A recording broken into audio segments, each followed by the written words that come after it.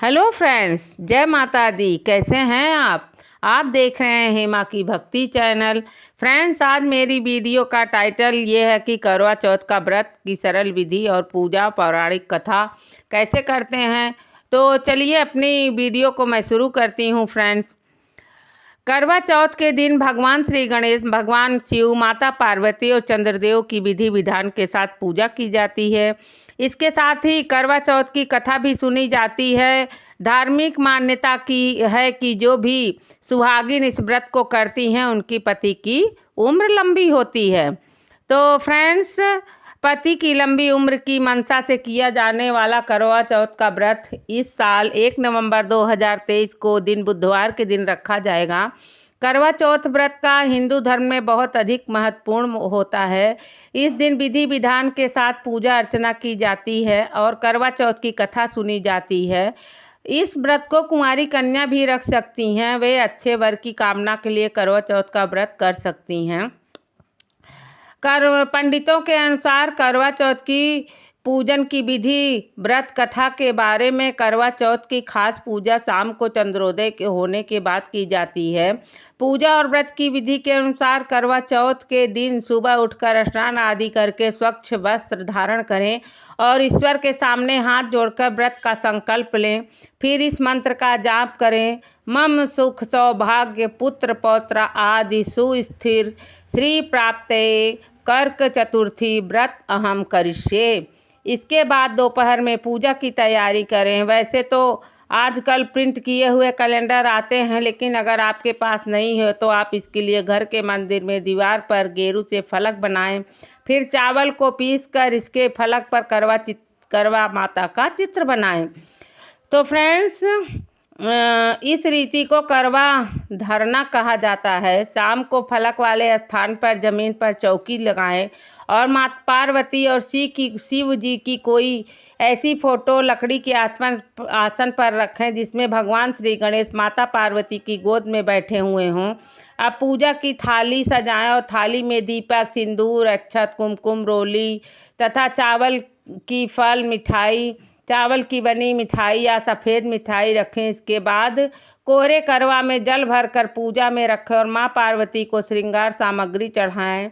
इसके बाद माँ पार्वती, भगवान गणेश और शिव के साथ चंद्रदेव की आराधना करें। फिर करवा चौथ व्रत की कथा सुनें या पढ़ें। चंद्रमा के निकलने पर छलनी से या जल में चंद्रमा को देखें। फिर चंद्रमा की पूजा करें, उनको अर्घ्य दें। उसके बाद अपने पति की लंबी आयु की कामना करें। इसके बाद पति के हाथ से पानी पीकर या निवाला खाकर अपना व्रत संकल्प करें। फिर अपने बड़ों के पैर छूकर उनका आशीर्वाद लें। तो करवा चौथ की प्रचलित कथा यह है फ्रेंड्स कि वीरावती और उसके 7 भाइयों की है, जो कि इस प्रकार है। प्राचीन काल में इंद्रप्रस्थ में वेद शर्मा नामक एक विद्वान ब्राह्मण रहता था। उसकी पत्नी लीलावती से उसके 7 पुत्र और वीरावती नाम की एक पुत्री थी। वीरावती के युवा होने पर उसका विवाह विधि विधान के साथ कर दिया गया। जब कार्तिक कृष्ण चतुर्थी आई तो वीरावती ने अपनी भाभियों के साथ बड़े प्रेम से करवा चौथ का व्रत शुरू किया, लेकिन भूख प्यास से वह चंद्रोदय के पूर्व ही बेहोश हो गई। बहन को बेहोश देखकर 7 भाई व्याकुल हो गए और उसके उपाय खोजने लगे।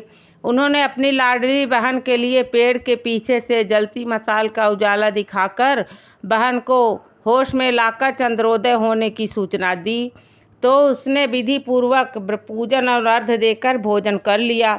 ऐसा करने से उसके पति की मृत्यु हो गई। अपने पति की मृत्यु से वीरावती बहुत व्याकुल हो गई उठी और उसने अन्न जल का त्याग कर दिया। उसी रात को इंद्राणी पृथ्वी पर आईं और ब्राह्मण पुत्री ने उनसे अपने दुख का कारण पूछा। इस पर इंद्राणी ने बताया कि तुम करवा चौथ पर वास्तविक चंद्रोदय होने से पहले ही अर्घ्य देकर भोजन कर लिया, इसलिए तुम्हारे पति मर गया। अब उसे पुनर्जीवित करने के लिए विधि पूर्वक करवा चौथ व्रत करो। मैं उस व्रत के पुण्य के प्रभाव से तुम्हारे पति को जीवित करूंगी। वीरावती ने 12 मास की चौथ सहित करवा चौथ का व्रत पूर्ण विधि के अनुसार किया। तो इंद्राणी ने अपनी प्रतिज्ञा के अनुसार प्रसन्न होकर चुल्लू भर पानी उसके पति के मृत शरीर पर छिड़क दिया। ऐसा करते ही उसका पति जीवित हो उठा और घर आ गया। इसके बाद वीरावती अपने पति के साथ वैवाहिक सुख भोगने लगी और समय के साथ उसे पुत्र, धन धान्य और पति की दीर्घायु मिला।